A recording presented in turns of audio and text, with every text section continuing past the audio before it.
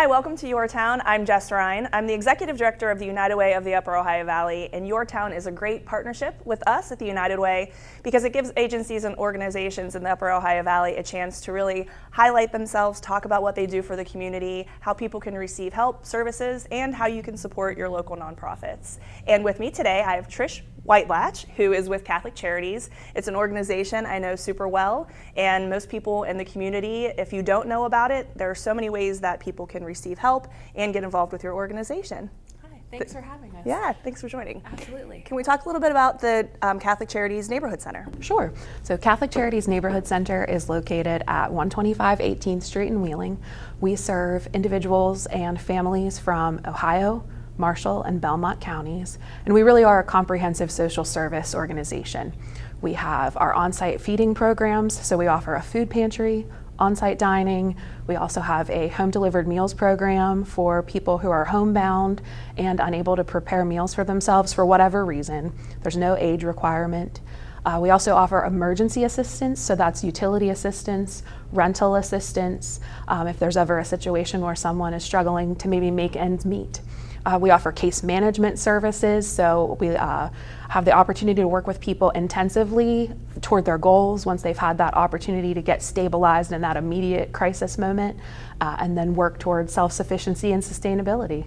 The case management program is something I've always found very fascinating, and through the United Way we have an allocations process where we bring volunteers in to learn a little bit about the organization, and something that they always highlight is the fact that you help people find a place in this area where they can come get some financial help and get a little bit of a reprieve so they can start rebuilding their life. People that have gone through trauma, people that have lost their jobs. And you have the hospitality house, which is always a big hit. Can you tell people a little bit about that? Absolutely. So our hospitality house really did come out of our case management program. And so essentially that is a transitional living program for families.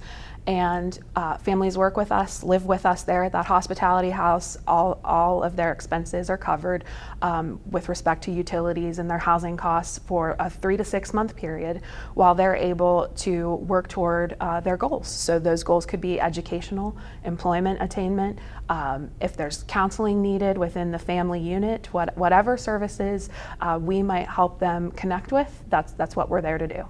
I think that program, and how many people have you pulled out of, have gone through the hospitality house and gone into regular housing and left with employment and sustainability for their family? So we usually have on average about 20 people in our case management program at any given time in the year. We usually work with between 2 and 3 families through hospitality house each calendar year.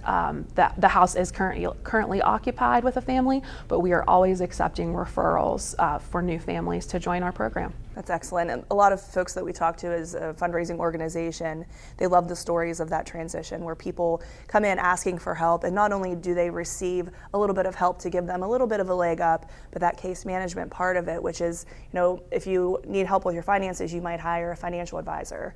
But for this it's everything. It's all encompassing. Or if you need therapy, you might seek out a therapist. If you have some issues with behavioral issues, you might seek out that type of help. And through these type of programs and through case management, people are really able to connect on a level to help pull themselves out of a situation that may be no fault of their own that they got into. So I think it's beautiful, and I love hearing those stories of success of families that have transitioned through. So you guys do a fantastic job. Thank you, we appreciate that. Now, how can people, if they need your services, they can reach out to you at the Neighborhood Center? What if people want to support your organization and your mission? So annually we have one major fundraiser that supports the work that we do through the Neighborhood Center.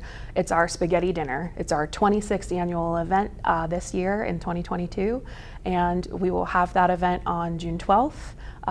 It will be between the hours of noon and 5 p.m. It's a drive-through event again this year, just to keep things as safe as we possibly can with a bit of a COVID bump in the community. So tickets are $10 each. Children 5 and under are free, and we just really look forward to sharing George Smolder's special sausage and the meatballs and spaghetti and all of the wonderful treats that our supporters help us prepare those days. So I was wondering if you're going to mention George. George is the previous executive director of the United Way and was my mentor, still is, and was my predecessor at the United Way. Such a great man, and he always took such pride. He still does in making the sausage for the spaghetti dinner, and it's very delicious. We had a full conversation. My family makes homemade Italian sausage, and we talked about the differences between what he does, and it's secret. He won't tell you what's in it, but it is really, really delicious. I've taken the kids to the spaghetti dinner before, and the food's really, really good. The people there are wonderful. There's been a wonderful amount of volunteers that really support your organization. If somebody wants to get involved in that capacity, how can they get involved as a volunteer? So we have a volunteer manager. His name is Keith Miller, and the best way to reach him is by phone. We can reach anyone at the Neighborhood Center by calling 304-232-7157, and that's the best way to connect with us. Great. Now, when people hear Catholic Charities, they may think that they have to be have certain beliefs to be able to be somebody who services or volunteers for your organization, but that's not true. No, that's not the case at all. So Catholic Charities, of course, Catholic is in our name, but we welcome people of all faiths. We employ people of all faiths. We're actually the largest independent social service provider in the state of West Virginia. We reach roughly 25,000 people in the course of a year. So tens of thousands of West Virginians that we're connecting with. Excellent. Well, thank you so much for joining me. I really, really appreciate you spreading the word about Catholic Charities. If there's somebody that has a need, Catholic Charities at some point is going to be able to meet it. They also do a lot of collaborations with other organizations in the area. So if you need any services at all, please reach out to them. If you're interested in volunteering for a community, they're a great place to do it. There's a ton of different things that you can do, whether it's helping to deliver meals or volunteer at the food pantry. So please reach out if anybody has any interest in volunteering and getting closer to your community. It's a great way to do it. And hit up the spaghetti dinner. It's delicious. Thank you, and thank you for the continued support through the United Way. Sure, thanks so much. We will be right back with Lori from the YWCA. Hi, I'm Lily Colbrand, and I'm a first-generation college student at West Liberty University. I've always loved learning, I've always loved school. My dad owns his own business, and I just felt like being able to do that myself would be really cool, and for me, I think an education was important for that. I hear a lot of people talking about where their parents went, and although you have others around you, not having your parents to kind of guide you the right way because they never did it themselves. So I think that's a big challenge you can face when trying to figure out what college is right for you, where to go, sort of thing. This is definitely the best decision I ever made. I've got friends for life, like connections for life, but I think go for it 100%. Like, it's an education at the end of the day, and you get a degree out of it, and that can help you pursue the future you want to.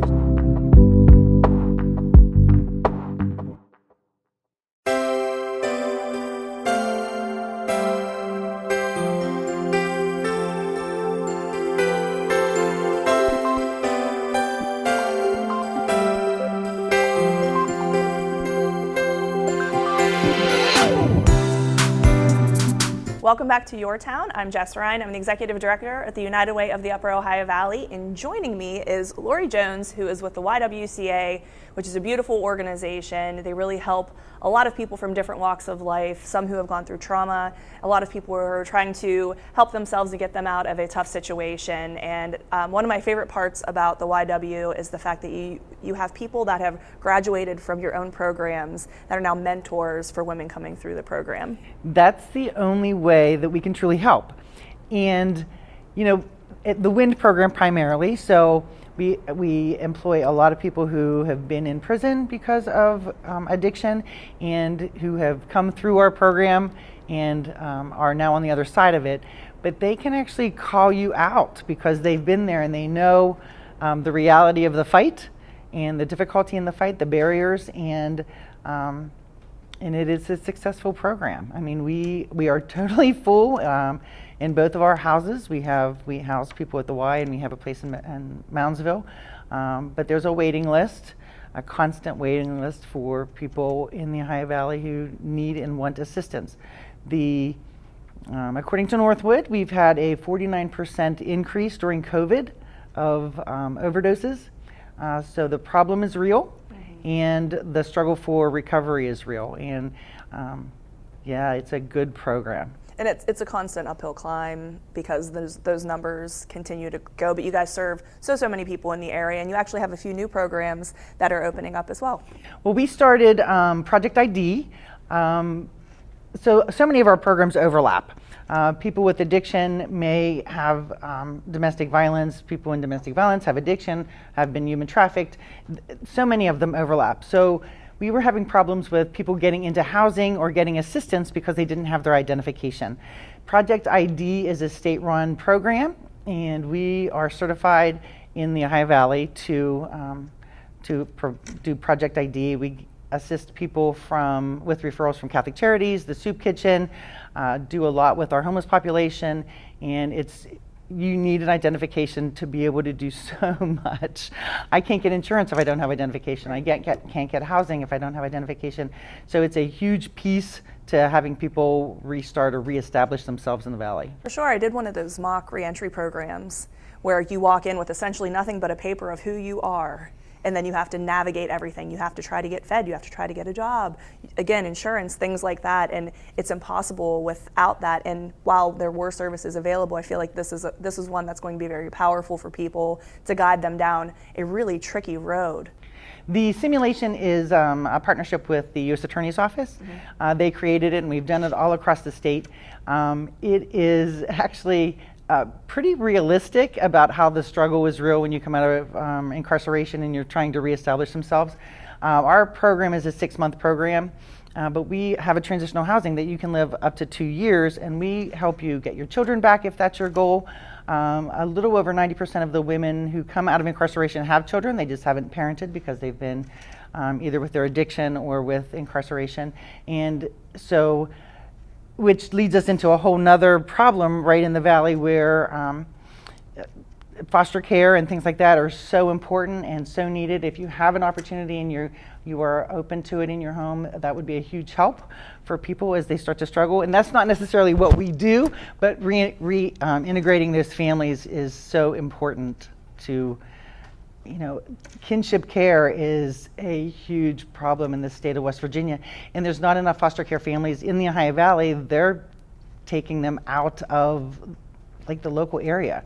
We've had to transport people 5 hours so that they could visit their children. And we've talked to a lot about grandparents now becoming that person in kinship, and they have no bearings on what it takes to raise a kid. Now, I probably, my oldest is 14, and I would have a hard time starting over fresh. There's no 9 months to plan. Here's this baby, some babies that are born from mothers that were addicted who are struggling, and there's special care that's needed. It's a huge problem in this area, and West Virginia is high on that list, and the Northern Panhandle, I believe, is still pretty high on that list as well. It's such a trickle-down effect. There is one school in the Ohio Valley, and I'm not going to call them out because if they want to let that known, they will, that has 67% of the kids in the school are kinship care. So 67% of the children in that school are not being raised by their parents. Right. So it's a trickle-down effect that affects so many different areas in our valley, and I'm hoping people are paying attention. And there's so much help in this area for children and parents, and I think that's what's beautiful about the Ohio Valley is that there is a lot of help there. So if you're in that situation and you're struggling in any way, reach out. There's a multitude of organizations. You can reach out to the United Way, and we'd be happy to connect you, or call 211, and they have services available. They're a call center, so you call in, you let them know what you're struggling with, and they're able to get you to the right people. You can also call the United Way for that. One of the great things about the United Way and the partnership that you have with all of us is just that. You can be the link to all of the social service agencies, and although we have a crisis hotline and all of those kind of things, if a woman or a man who is struggling with domestic violence or something like that, you can always call the United Way, because that we might not be the only link or the primary thing that they need. So right. Call the United Way. And if you have a general view of the YW that I might have had before I started with the YW, I think about domestic violence and women who have gone through domestic violence. So you may not think, oh, I need an ID.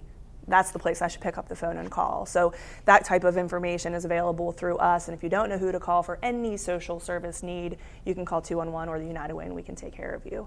Now, if people want to get involved with your amazing organization, all the programs that you're doing, are there ways that people can reach out for help, volunteerism, support you guys in the community? Sure. 304-232-0511 or our Facebook page, YWCA Wheeling. Our website, ywcawheeling.org. Call the United Way. She'll hook you up with us. Our boutique is now open. We're open Tuesdays, Wednesdays, and Fridays by appointment only from 12 to 4 so that you get your own shopping experience and you're the only one in the boutique. So call us, come and shop in the boutique. We eventually, hopefully, open fully, but right now, Tuesdays, Wednesdays, and Fridays, 12 to 4. And are you on a pause for donations right now? No. You're taking them all. We are taking them all. We are almost in full backswing. Perfect.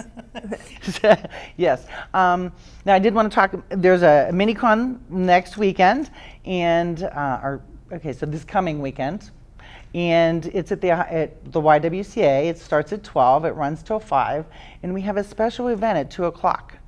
We are actually having Padme, who is Princess Leia's mother. Oh, sorry. Okay. Padme is marrying a Jedi in the street in front of the Y at 2 o'clock.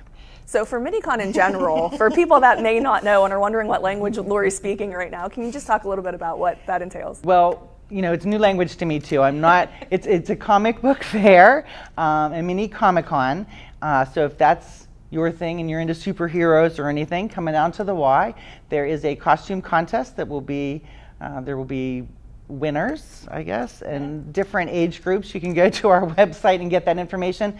Can you tell that I'm not really a mini-con kind of person? But I think that brings up a good point, though. Within nonprofit organizations, there are special events that are run by certain committees, and they love the idea, and they know the turnout's going to be great. Is Ron Scott pretty involved in this one? This is his baby. So he's leading the charge there. It really does take a strong support staff and a strong group of volunteers to help pull off special events in the community and make sure you support them. There aren't many special events in the Upper Ohio Valley that aren't somehow benefiting or run by nonprofits in the area. So get out and support them, spread the word for people you think might be interested in. Yeah, if you're a LARPer or want to see a lightsaber performance, come on down and kind of watch. If you're curious and this sounds hilarious, go watch. They appreciate you too. Yeah, not really my thing. But I appreciate, I was really surprised the first time that we had it, and there were about 500 people who showed up, and I had no idea that there was that big of a following in the Ohio Valley for comic books. But you have an event coming up, the Chili Cook-Off. The YWCA is a recipient of funds from the United Way, so we support what you do as well as you supporting what we do. We hope to have about 5 volunteers, but why don't you talk about that for a minute? So look at her, turning the script on me. So it's true, and the reason that I love this specific event so much, it's something I volunteered for long before I started with the United Way. When I worked at WTRF-TV, we had volunteers come down there and help sell tickets for it. It's the Chili Cook-Off. It's at it's at the waterfront. We have events all over Wheeling this year. It's at the waterfront, and I think the best part about that event is so many of our nonprofit organizations come out and volunteer for that one. So it's a big group thing put on by the city of Wheeling. Rose and her team are chili masters of the universe, kind of like Comic-Con. I could sit here, I can talk food a little bit better than I can talk comic books, or any of that kind of stuff. But that event brings people that cook and compete from chili competitions all around the country to that event. And if you win that event, then not only are there cash prizes, but you can qualify to go to the world's competition. And the chili is out of this world. Have you ever gone to the judges' tent and tasted that chili? No. You should do that this year. I just buy it every... You buy tickets, the date is June 1st. It's second Saturday. It's the first Saturday in June every year consistently. Okay.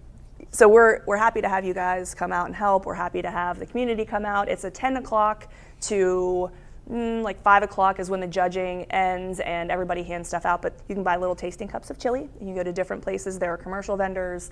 There are the individual cooks from all over the place too that you can sample some of their award-winning chili. The United Way has a table and they have some donated chili from some local establishments or vendors, and It's really good. Yes. You should come buy some tickets and taste some of that chili. It's awesome. It is. It's nice. There's live music the entire time too. So come out, support that. There's stuff at Waterfront Wednesdays down there is amazing. We have Red, White, and Brew coming up. That's July 1st. It's on Friday at Center Market. There's a lot of special events happening this time of year. Look them up. I'll give a plug for the CVB of Wheeling. They have a great calendar of events.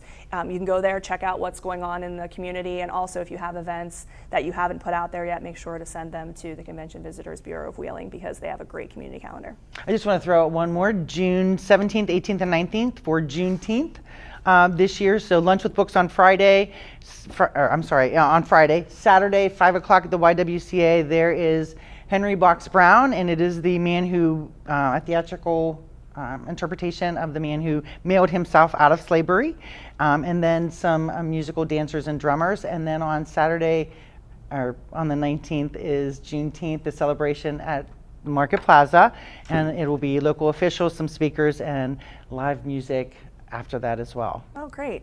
On Father's Day. Come out. Yes, always something going on here in Wheeling. Lori, thank you so much. Thank you for so much. joining me and flipping the script on us and getting to talk about our organizations. The United Way raises money for organizations all over the community, and we're able to allocate out funding to a lot of local nonprofits, many of which you'll hear from here on Your Town, but also out in the community. And we partner with a lot of other nonprofits as well, helping them with some grant writing help, helping them connect to other organizations in the area that are providing funding here, and then again, helping connect people to your local community through giving and volunteerism, but also through 211 and the help that we can provide folks by giving them the resource to connect them to services they need, like many of the services that the YWCA serves. So thank you for joining me today. Thank you very much. Support either the YWCA or the United Way, which also helps us. Thank you. Thank you so much for tuning into Your Town. Next week, we will be back with some more guests. I hope that you guys have a fantastic week.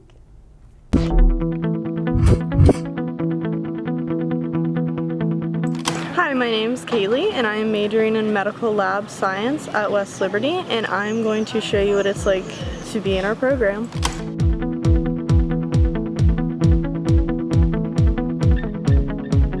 Now we're going to go into comprehensive review with Professor Jordan. We're going to talk today about things that are fastidious, okay? When you guys think of something that's fastidious, what comes to mind?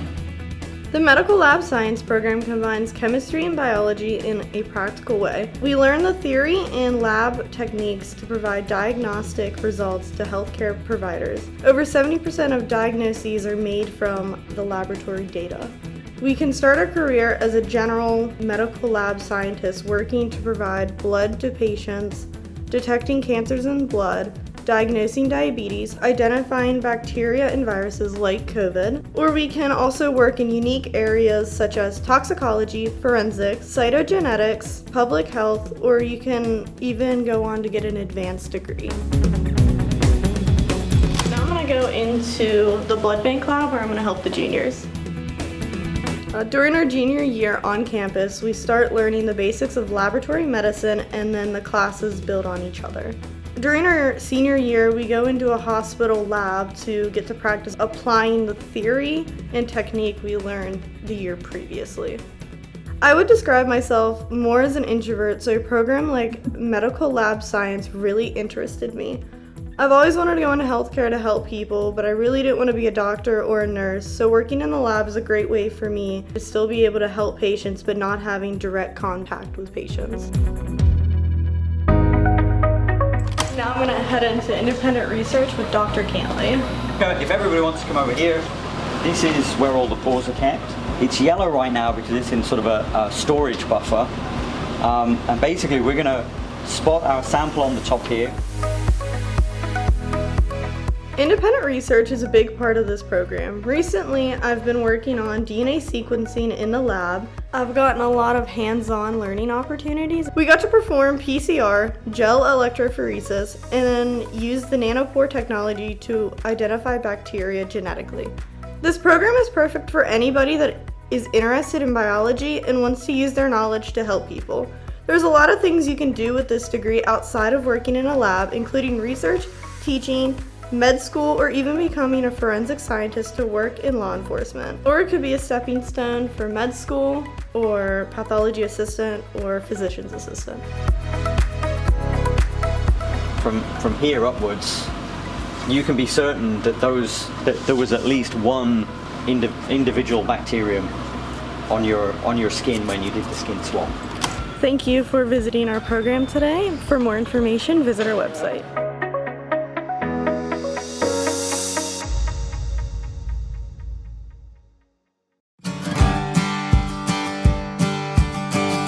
Hi, my name is Kelsey Caudice. I'm an elementary education major. My hometown is Wintersville, Ohio, and I'm going to be showing you around.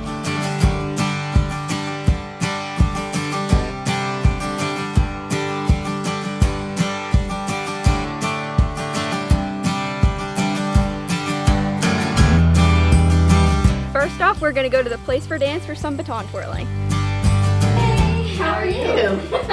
I'm good, how are you? I'm great. It's good to see you. I know, you too. So I've been working with Debbie ever since really my senior year. So I always watched like in middle school, like the band, because they have these like gorgeous majorettes, beautiful costumes, doing all these tricks.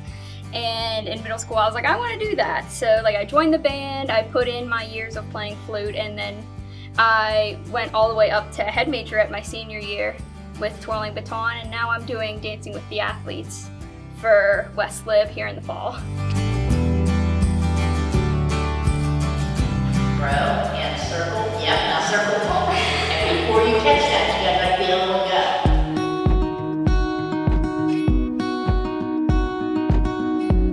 go. Since it's nice outside, I thought I'd take my dog Bobo for a walk. West Liberty was a good choice for me because I was familiar with the campus because my high school always does band camp at West Liberty, so I was familiar with the campus already. So that was like a big factor for me, was like familiarity, and also like how small like West Liberty is. It's just like comfortable for me. I don't do well in like big settings, so West Liberty was a very good choice. I would definitely recommend.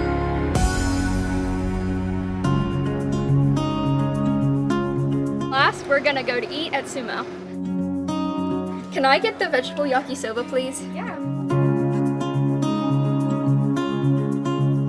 I chose elementary education because, well, always, like, I've had many teachers throughout my life that have influenced me, but I've loved school, loved learning, and I just want to impact the next generation and just do what I love.